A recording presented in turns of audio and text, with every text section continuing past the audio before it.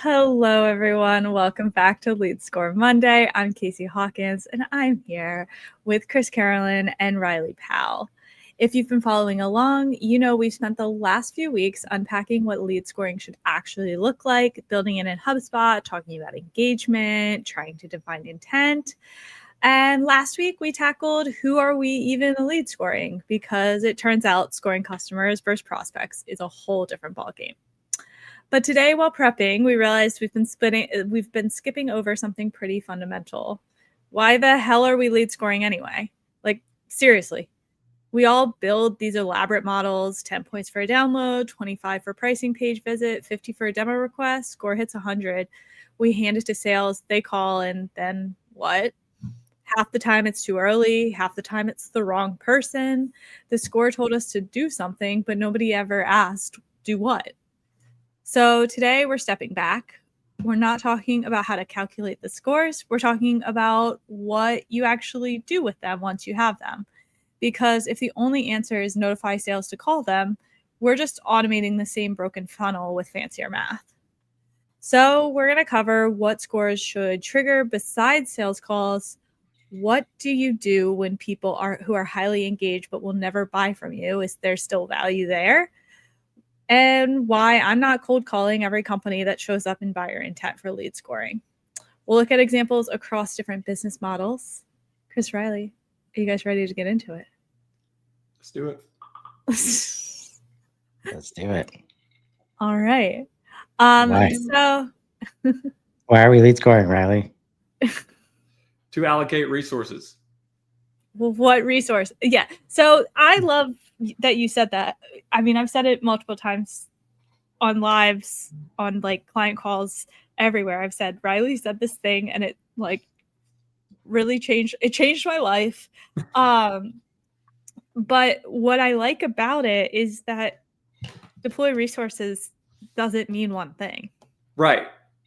4 years ago, it was always send to sales and get sales to figure information out. It doesn't necessarily have to be that anymore. 4 years ago? Yeah. Not right now? Yesterday, now. Most people, what possible 4 years ago, it was still someone had to get on a call and find out information for the most part. Like the level of like resource allocation was basically just human time was the only thing that we were spending when we were like deploying resources, was deploying human time. And I think now there's a litany of other options. There's, credits, whether it's HubSpot credits or like Clay enrichment credits or whatever. And then there's also just deploy a marketing campaign or something. Like it can be a much smarter resource allocation. So what does that mean to you, Chris? Because you have, I think, even a more strict look at things than Rylee probably does. Strict. Oh, I don't know. How would you say not strict at all compared to what has been happening Right. for the life of SaaS, which is strict means sales gets it. And resources only means sales resources. Yeah. Can activate any other part of the customer facing team, I would say, and RevOps, and like the amount of understanding. Like, can we just take a minute to understand the signal or the thing that just happened, and do we all agree on it? Like, there's resources required to say, hey, let's get together. Mm-hmm. This thing is happening. We should probably understand it, whether it matters to us or not. Like, that's step one, right? Mm-hmm. Instead, like, I just fear, like no matter what the signal is right now, it's so easy to just, oh, right, we can build a new list to give to sales. And then they say, hey, Rylee, I saw you did that thing yesterday. Cool, man. Here's my product. Do you want to meet with me? Yeah. Hey, I saw you downloaded a resource on lead scoring. Would you like to pay me to build your lead score for you? Yeah. Clearly, we've already built a lot of trust because I knew what you did yesterday. Yeah, right. Well, and what's really funny to me is I still get these from HubSpot because unfortunately, their pricing page is kind of the best spot to compare like what you can and can't do based off of different tiers. And so I use that frequently to like try and go look and understand like, okay, what do we have access to? What do we not? But every time I go there, I get enrolled into some sequence from them and they send me some email. Hey, I saw you're on the pricing page, blah, blah. I'm like, Do you want to know what HubSpot can do for you? yeah. Yeah. And I like, and the thing is like, oh man, just be strategic. Like, cause it's making it easier to do what we're talking about in a much more relevant way while still being fake. Right. Like I got one today. I got a LinkedIn connection today. Hey, Chris, I came across your profile earlier today and was impressed with your value first leadership. You do have value first leadership. Always great to see leaders making a real impact. Now, yes, I posted, I had a show today with Tony called Value First Leadership. So like, if I wasn't in this every day, I'd be like, oh, cool. Like somebody that's watching, he must have watched the show. But Nope. I'm going to prove that he didn't by asking him if anything specific about that thing was interesting. And that's like, don't use these signals in this way. Like, don't try to hack your way into like trusted engagement. It's just, there's so many other things we could do. Like every other resource in the organization could be activated in some way based on some of the signals that we're getting. Like these are real signals too, right? Like real data. We don't have to make up what's happening. Visibility like we've never had before, right? Yeah.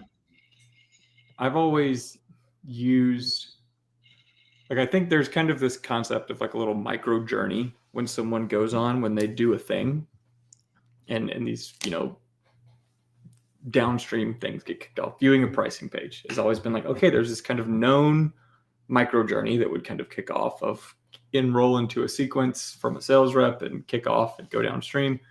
And so people build these based off of the like very specific things that they know or think are like good intent signals, like viewing a pricing page or something like that. But I've always thought lead scoring was this safety net of like, well, they didn't do exactly what we had as like a starting point for a micro journey, but they just have aggregated activity that we want to like use as like the catch-all of like, okay, they didn't do one of the 5 things that we're set up to accomplish, but they're still doing a ton of stuff. And I just think now you can kind of get away from that to a certain extent in terms of being the thing to trigger like a little deploy resource micro journey for them, because the lead score is just aggregated activity of various things. And now you can probably just get to the point where you can just build little journeys based off of each individual activity. Or at the very least, like a summary of a session of like, what did they do in this session? Okay, now I understand what I'm trying to like communicate to them and kind of go with, instead of just they did 16 clicks and were on screen for whatever time, which means sales needs to call them. What do these alternatives look like? Like what else is there? If we're not calling, what are we doing? We're being present. Yeah. Like literally, like imagine. So can we show the score or the signal that we talked about earlier today? Yeah, give me a second. I'm gonna share my screen. And just to clarify, because I think we're all on the same page, this is not any component really of like fit scoring. This is, for the most part, engagement scoring. Or is this competition? This is an interesting question, Rylee. Because I could see, let's run through this this example. Yeah. So this is buyer intent, and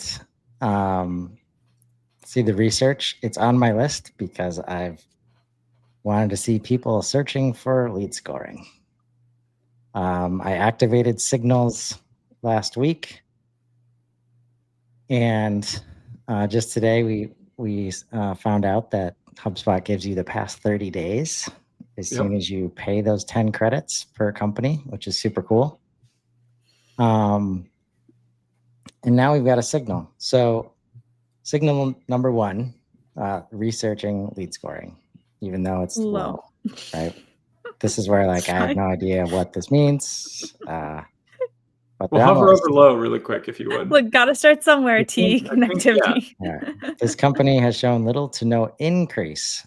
So it's all relative, which means if it was 0 and now it's 1, then it's an increase. Yeah. You know? But if they're researching lead scoring every single day and it's usually 100, and today it's 105, then it will show as low. So it's kind of a good signal because it shows relative to past metrics, but you don't really get the baseline of what was it 0 to 1 or was it 100 to 105. Like low almost makes it look like it's a longer term research thing. I don't know. Sorry. Right. I'm overthinking it. Well, I think to begin with, until you start to understand the context of everything, like it's a yes or no type thing. Like they are actively. Yeah, I mean, to me, anything here, they make low look red like it's bad. I think it's still good. Like it's an increase, which is good. It doesn't matter if it's an increase from 0 to 1 or an increase of 100 to 105. Like it's an increase. Right. So then when we look at the signal, which is leadership content. Interesting.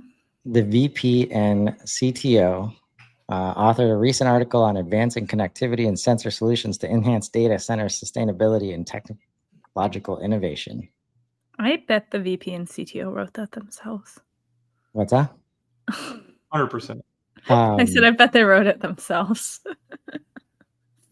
I mean, there's so many factors here. But when we get the date, which is cool, like almost a month ago. So that confirms 30 days back in the past.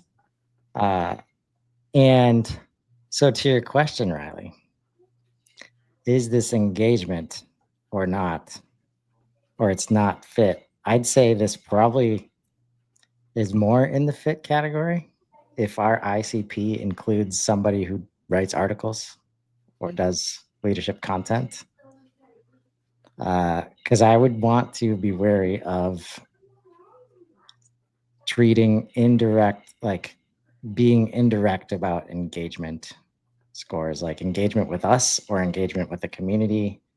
Yeah, I mean, this goes into a very complex notion of what is fit and what is engagement. I personally look at fit as the things about a company or if it's a person, the things about a person that just doesn't change. My name is Rylee Powell. I live in Georgia. I am 6'2". It's kind of just, this is who I am, kind of these non-changeable metrics. And then engagement is usually, historically, it's been engagement with our website or with our brand. But to me, I think it is expanding to be just engaging in anything that we desire that shows an uptick in interest or something. It's something that the person that has the fit does. So I would argue this is kind of TE Connectivity as a company is fit, but that signal, both of those signals I would view are engagement-based signals. I think I agree with you. I mean, it gets a little complicated because you're a job title can change, revenue can change. I don't know, it gets a little nuanced there, but I agree with you on I think we agree. It's just it's a little complicated. It's almost comical to me that they introduced this new amazing scoring mechanism that has this very clear delineation between fit and engagement. And we're kind of getting to a point where it's we don't need to delineate. It's all the same.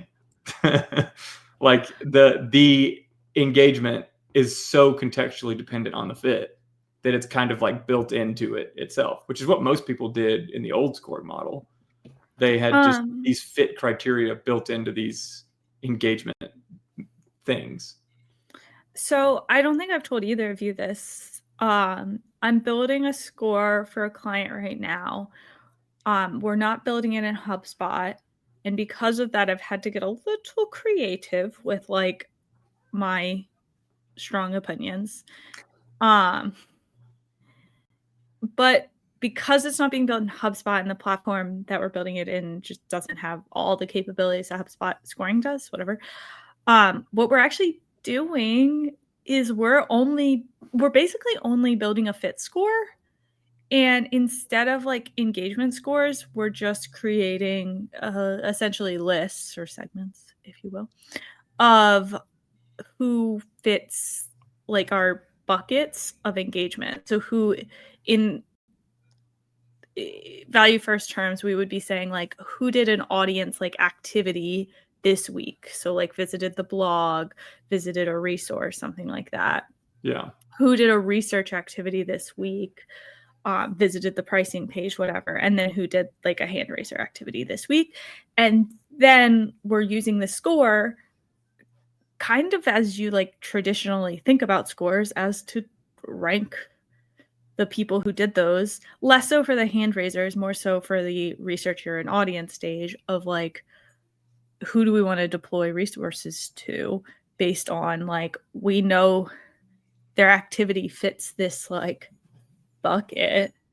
Mm-hmm. But are they like a good fit for us? Question mark. Yep. Yeah. I mean, this was where like there's so many different ways of like getting at this and trying to solve it. Mm-hmm.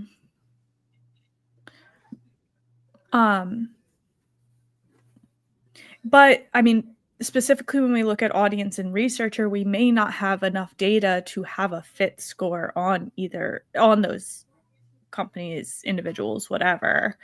As Rylee has stated, he will not like your LinkedIn post unless he is ready to pull his credit card out and pay until you. I'm like ready to until I'm with like I'm always assuming that people have these complicated things set up that they're going to begin some journey for me if I do a thing. So like I don't do a thing unless I'm willing to be taken on that journey. Just if you're thinking about being friends with Rylee, just think he's never going to like your No, I don't. I don't. My wife has to make me like our anniversary post. She might be selling you something, you know? It's Yeah. not worth the risk. Yeah, she just takes my phone and does it. And I'm like, okay. Oh man. Speaking of intent, I wanted to find this because and again with all of this AI generated stuff, like confirmation is important. And like as you start to rely on signals, the more the better, but you have to understand like the trend analysis part of it is really important versus like one versus another. Yeah. Because I've brought this up a number of times today. Sometimes it gives me a name, sometimes it doesn't. Sometimes it was this person's name, sometimes it was not. So that's why I tried to search for it. But I think there's I think the key is consistency in how you have to say, all right, leadership content that is not focused at us is this kind of score. And it has to be that every time. Because I think as you get into the identity conversation, lots of people like would say, I am a thought leader, and that is their identity. And if you run a consulting business that targets thought leaders, that's definitely it should be a part of your ICP, right? And looking into some of the classifications, because I think I had some options of like what kind of signals I could track, and leadership content as one of them. But yeah, I think the key is consistency. And then why I wanted to bring this up is we were talking about what to do next, like starting to piece together the dots to say, like, if I got this signal like the same day that it happened, is there likely to be a LinkedIn post like with that article? And if I know that there's going to be, I can go be one of the first to respond. And especially when thought leaders, they love engagement on their stuff. And if you can do that in an authentic way, that is a way to deploy some kind of resource from the organization in response to a signal, right? Yeah. So to And me, I would recommend any kind of sales or business development person, this suits you much, much better than like just taking this in and like adding a relevant piece of information to your email or your call. yeah, this is, to me, takes me back to that note earlier about the lead score just being an aggregation of a bunch of different signals that you perform an activity on. Instead, just do the activity based on the actual signal. And so it being lead scoring, being the thing that indicates like deploy resources, to me, is kind of going away. Like it's lead scoring to me has always been used for two things: deploying resources and then just segmentation of your CRM, of like being able to kind of see how people are distributed out, whether it's just to make sure that your marketing is kind of continuing to post things, or whether it's to, if you're doing a forecasting meeting with your rep and they're trying to like figure out what you're doing, like just prioritizing that. So there's segmentation that's still useful, in my opinion, because you build these scores out and you look at what each individual record scores are relative to all of your other records. And that's useful information. But in terms of it being the thing that like triggers the deployment of resources, I think you kind of abandon it as like, once they get 30, then go like something on LinkedIn. It's no, once they post something on LinkedIn, go like something on LinkedIn. Like, it doesn't need to be the thing anymore that is aggregating engagement and telling you to go do a thing. The actual engagement is what is going to be doing that, because we have so much visibility into each granular level of engagement now. So like, to me, it being the governing thing of what resources to deploy when is not its core function anymore. Its core function is mostly just CRM segmentation. Right. So I think if we can compare to the way that people are used to be that responsive, to see signal, then go to LinkedIn, you have to not be in the middle of calling 25 people in a row, because your job is to cold call, right? Yeah, I mean, I think that's the fundamental change, is like you have less traditional MQLs or whatever your like sales handoff signal is. And that gives you the space to create authentic conversations, because if you're having these like frankly inauthentic conversations about, you downloaded this, do you want to hear about my product, then you don't have the space to have authentic conversations. Yeah. I think if I'm thinking about like automation that you're trying to do, like in a CRM, and say it's kind of a standard B2B company that has sales team and an account manager team, and that signal comes up, like the only thing that the system is trying to ascertain is like, is that company in the database or not? If not, import them in, trigger that automation of create the company. And then, are they owned or not? And if they're unowned, then assign an owner. And because someone needs to go to do the thing. So you've got 10 reps sitting around in this scenario where they're not just making 150 calls a day through some list of arbitrary prioritization. They're kind of sitting there waiting for the system to be able to tell them like, okay, I need to go do this. That signal comes up, it gets assigned to someone. They go, okay, I've got a new action to take. I need to go kind of engage in this company. And then they continue to then just receive these notifications from the system to go do these various things based on the activity that happens. So in terms of like the old automations that were built of like, wait until a certain lead score and then create a lead record and then hand the lead record off to your sales team and automatically enroll them into a sequence or even into the prospecting agent, like It's more so just make sure someone is the owner of this and goes and does the necessary activities based off of the signal that was received. All right. Well, we talked about. Go ahead, Chris. Feels like we're getting somewhere. Is that fair? Feels like we're getting somewhere, but it's like we're getting away from scoring. Yeah. No, don't tell Chris that. Don't tell Chris that. Like it really seems like, okay, the term scoring isn't necessarily as applicable because it's, I mean, again, in that component, in that model of what just happened, like there is no thing in the lead scoring that is triggering anything. Like if I built a lead scoring model and that happened, if I built it correctly, then the lead score shouldn't matter about what happens downstream. It should just be this kind of information point of like, this was their historical lead score that we can use in reporting or in whatever. But like the action was triggered because of the signal. Right. But how do you know? Sorry. Go ahead.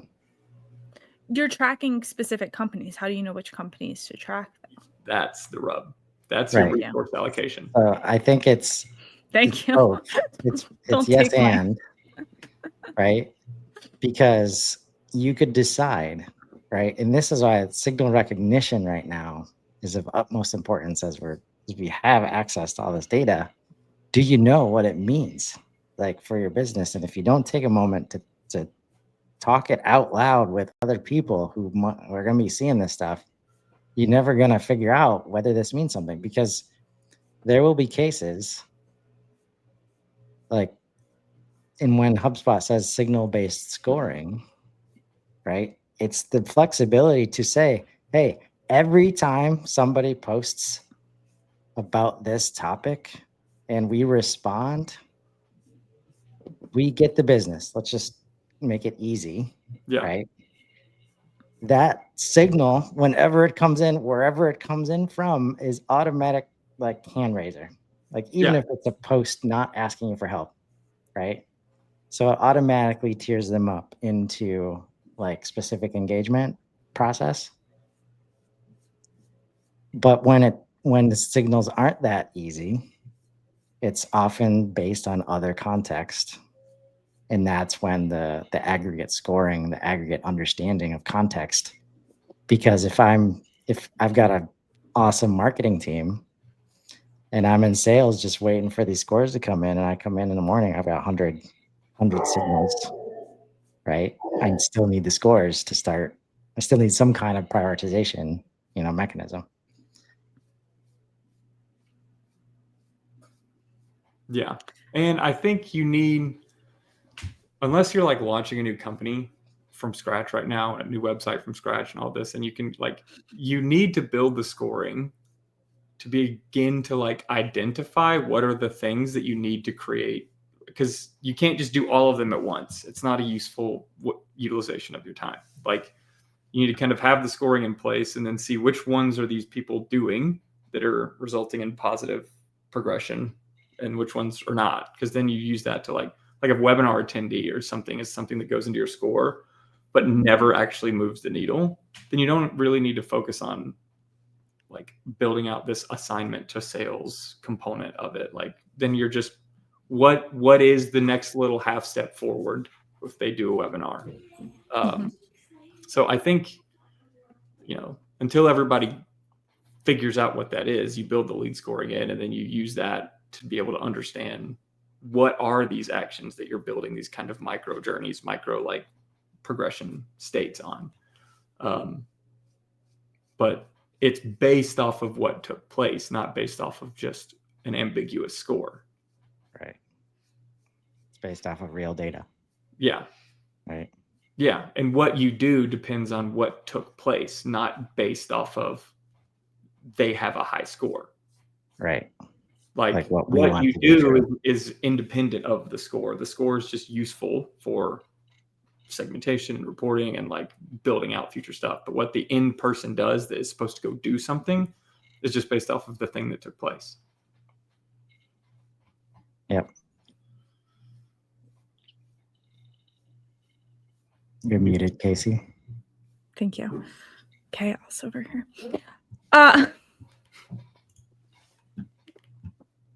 How did that company, why did you decide to track that company, Chris? Do you remember? Do you want me to bring your screen up again? I don't know. Yeah, but not for that question. But yeah, I think I saw their data center. Like I had a list of, it started with research topic lead scoring or lead score. And then here's all the companies. Mm-hmm. And I could probably, let me show that part. That would be good. I tried to share your screen. You said no. Because that's actually, I mean, that's Casey. Well, all we're essentially doing is moving the goalposts, and you kind of brought it back around of like, okay, but how did you decide to allocate resources? Yeah, I think that's what I mean. Like yeah, like cool, we're gonna move the goalposts, but like you still have to have this inflection point where you decide that a company or a contact is worth spending credits on. Right. So I don't know if I saved a view. Yeah, lead scoring. Okay. So yeah, this was just me knowing how many credits, and I guarantee this resonates with other people, like knowing how many credits I have. And because I first clicked, 500, too many credits. Can't do them all.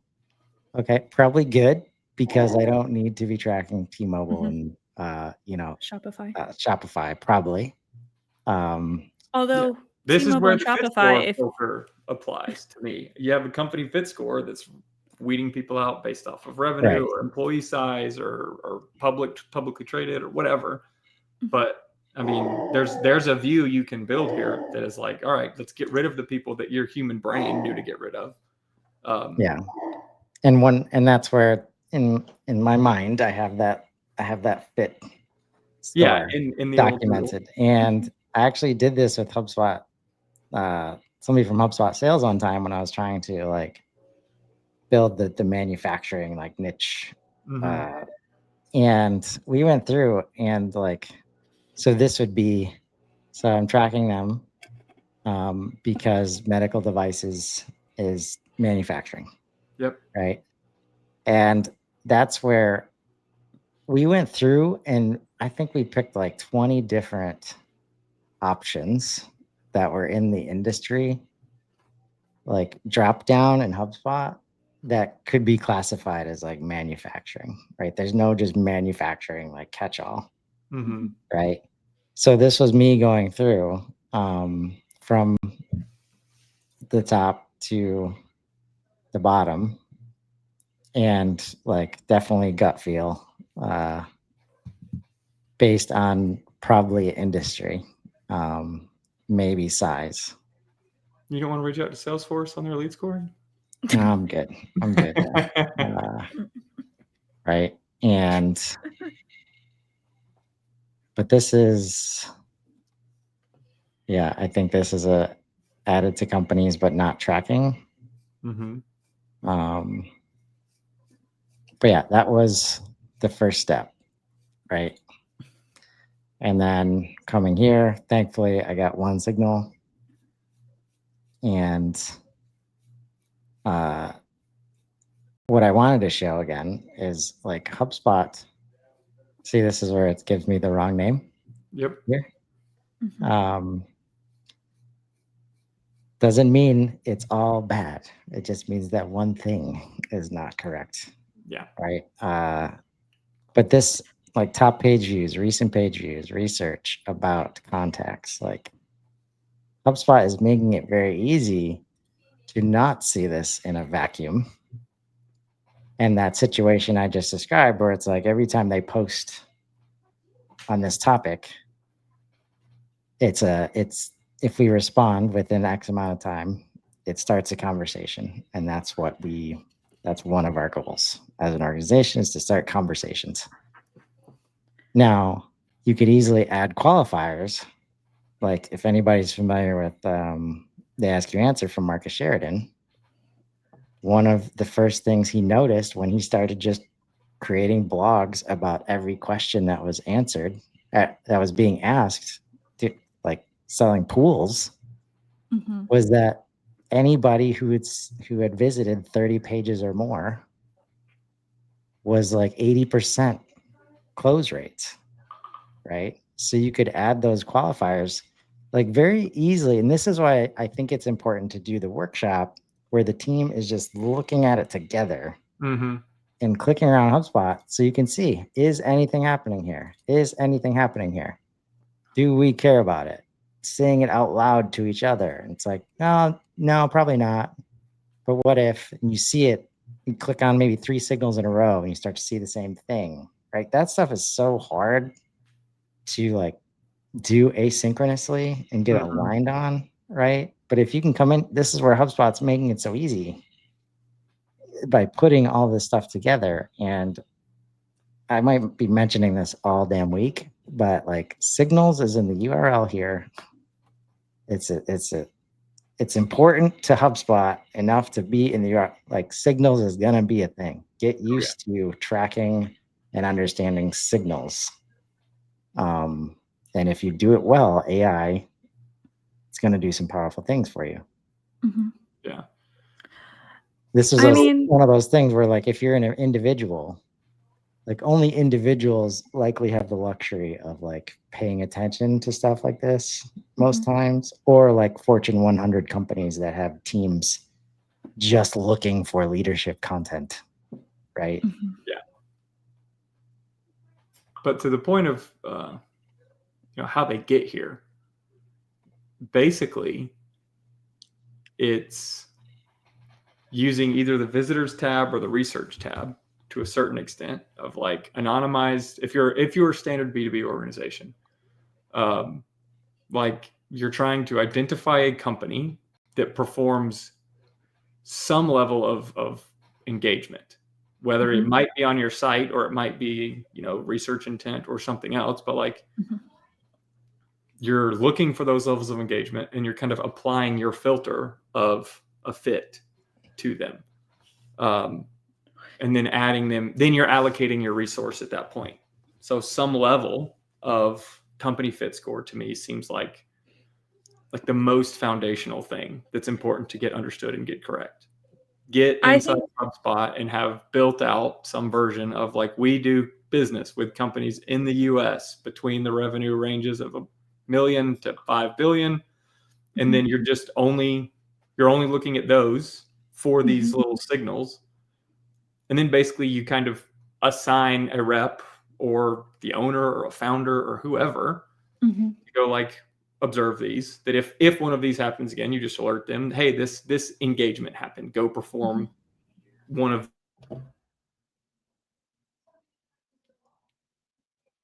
post about it, etc. That you're kind of meeting them with a touch equivalent to what just occurred. That's not just give them a call. Yeah. I think this comes back to like, I know, Chris, you did not do this with a score. You just like did this with your brain, but in practice and like in a scalable fashion, this would be done with a score potentially that says like, this is how close. Because like, I mean, I put in the post, like, why am I not calling every company on that list that is interested in lead scoring? I'm not calling Salesforce. I'm not calling Spotify today and saying, hey, I saw somebody at your organization is interested in lead scoring. And there's a couple of reasons. I mean, one that's a ridiculous thing to do is to call up a company and say someone might be interested in lead scoring. So that's one part. Can you pull your history and let me know who was.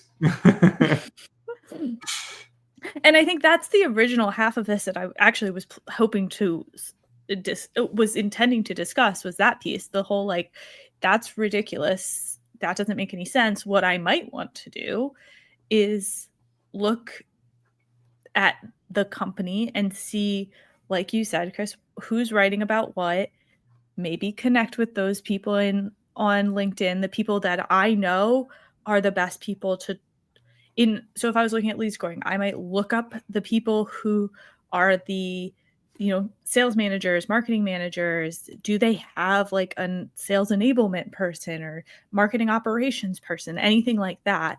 And then I could do something from there. However, Spotify and Salesforce probably not the best fit for me as a human, although if either of those wanted to call me, suddenly that changes the math. There's distinction between like, what am I willing to accept inbound versus what am I pursuing outbound? And that's the whole point behind deploying resources. Yeah, 100%.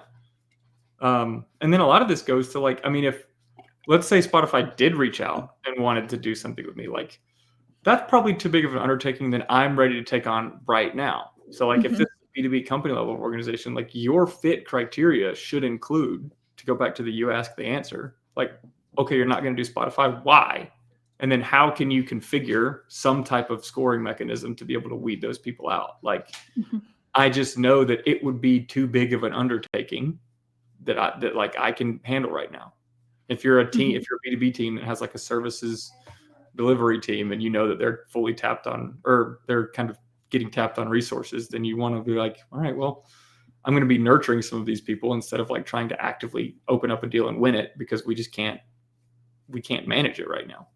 And Chris is configuring his market. This is where too, like the first version of this to me is you build your total TAM and kind of have it all aggregated together, but you'll quickly start to figure out, okay, my manufacturing TAM has very different revenue bands than my like SaaS TAM. Like my manufacturing TAM can be massive because their revenue or whatever, it's not really as big of an indicator of like the pain that they're feeling around lead scoring. Where like if it's a SaaS company and it's 100 billion plus or something like that, like, okay, well that's a no, just because of the things that we all know that comes along with that. So like the first version of your markets and everything is just everyone. And then I think you start to pull out these kind of subsets of like groupings of, okay, they're in this good market based off of these bands of things, and then they're in a different one. Yeah. I mean, I don't. But to me, like I'm feeling weird today after this conversation for many reasons. But like,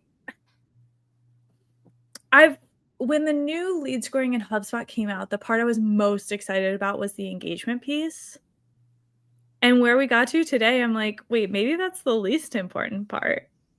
Well, I think it was great for getting from where we were in HubSpot. It was like the next step forward, but we're talking about like 3 steps ahead. So I love it right now for what I'm doing day to day to like get a lot of these transitions going and like get people on this kind of page of, all right, we're tracking engagement scoring separate from fit scoring. Like they're kind of separate. Like you have to you can't just totally lose someone and then, well, we're going to jump 10 steps ahead and start just doing this. Like you kind of have to get there. I mean, Chris is doing that with me on this whole lead scoring thing. So to me, like I'm still excited about the engagement score and building it out, but like in my head, the roadmap of like where I'm trying to get to with this conversation and with all of this new developing things is rapidly changing. Like that's not the evergreen thing that will always be. It's kind of just this is what we're doing right now until we can kind of build and figure out what all these other components are. Chris, what are your We're just trying to start tracking in meaningful ways. Like you have, so if you're already paying for HubSpot, it's probably why you're watching this. Like there's a reason it costs what it does. But that cost pales in comparison to what you could be doing with it to create value. And yeah, so that's why we're here. Like use these tools and start wherever you have to. Just get started. Yeah. Right? I mean, start at the most logical point and then just use wherever you're at and whatever the data starts telling you to inform like what's the next thing? What's the next thing? How can I improve upon this? How can I like eliminate some friction or Yeah. And it's easy, especially like if you do know how to do this stuff and you think HubSpot can't do it, like, because you're not used to having this level of depth and you think you need other software, which there's plenty of reasons to need other software. There's lots of things that HubSpot doesn't do, is not well equipped to do. But the basics of go to market, like, and what you need to do that, it's all here. Like, yeah. There will always be a tool that is like on the bleeding edge of some competitive advantage that HubSpot will not have. But I think we've all seen, like, they identify those two and start building in that direction. Like, they are trying to bring everything in natively. So like they might be a year or two behind the bleeding edge, but like it's on the roadmap. And the intention of the value is the context of bringing all this stuff together. When I say unified business context, this is what that is, right? Like the value of just having it all together is going to compound over time, especially as you get AI like involved in helping. And you can start from the opposite place too, right? Like your top 10 customers are from medical devices. Like, all right, I'm building the medical devices market. Then the next person, the key is like reviewing what's actually happening. Like the next person that comes in, your salesperson gets excited about, oh, not medical devices. Which industry is it? Okay, add it in. Like start to understand how all this stuff relates together. But I think to your point, Casey, it's going to be interesting to see scores that don't have like engagement scores that don't have any traditional things like in them, right? Like social and activity, like intent activity. Because I think to Riley's earlier point, you want your team to be in a position where instead of like building up a score, like you have to treat some signals as if they were form fills. You have to understand all the signals over time to understand that kind of impact. Yeah. But there are people that could convert with you, could build relationships with you that will never, ever come to your site. Right. And if you wait for that to happen, you're going to miss them. I think through all of this, one thing I keep thinking about is George tells this story all the time about his wife said to him one time, you don't have clients, you just have friends that pay you money. And I think about the easiest sales conversations I've had, and they're with the people that I was friends with. And even like these are people I was internet friends with, to be clear. I'm not saying like these are my like real life friends. Cool. Thanks, Casey. Glad I know my segment. Yeah. Just mean like these network might be a word that you're looking for. Yeah. No, I was talking with Tony Dowling earlier today before we started, and like a lot of people focus on niche, based on what you know and what you want to do. But when you start with who you know, like a lot of things get easier. And there's a good way to do that and a bad way to do that. But just start with all of this is, can we start from a place of knowledge instead of a place from like hope when we buy buyer intent data that has no context and we just give it to our sales team to go get after it. Right? There's so many better sources of information available to you. Yeah. I mean, I have a client, and I know we have to wrap up because Rylee has a hard stop, but I have a client who I met in the admin boot camp 2 years ago. They have breakout sessions. I met this guy in one of those breakout sessions. I don't think he finished the boot camp, but he like got in this breakout session and was like, I don't know what I'm doing in HubSpot. I just bought it, but like, I don't know. And I was like, I added him on LinkedIn. I sent him my link. We had a couple of calls, and I told him like at the first call, I was like, this is not a sales call. I'm not a salesperson. This is not what this is. You just sound really desperate. And I'll take 10. and I'll be honest, he doesn't pay, like, it's not a big account. And it kind of ebbs and flows, but anytime he needs HubSpot help at all, he calls me, and he's like, I'll pay Casey for, like, it doesn't matter. To the point where I'm sometimes like, you should pay someone else. I don't do this. Yeah. Wow. Sounds like a score of 87. Hey, Rylee, before he came in, like, did not finish boot camp, but signed up for boot camp plus 15. Yeah, that's a weak. You definitely don't want to invest your relationship in that direction, Casey.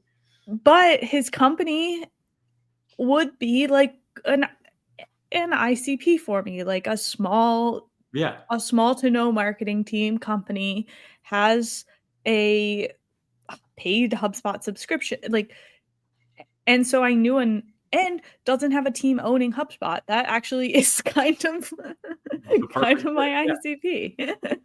Well, yeah, I mean, you know, to me, scoring now is to get someone on the scent, and then you almost don't care about it once they're on the scent. Like, then you should not care about score, and you should care about the relationship. And I don't think we'll ever get to a point where like we can.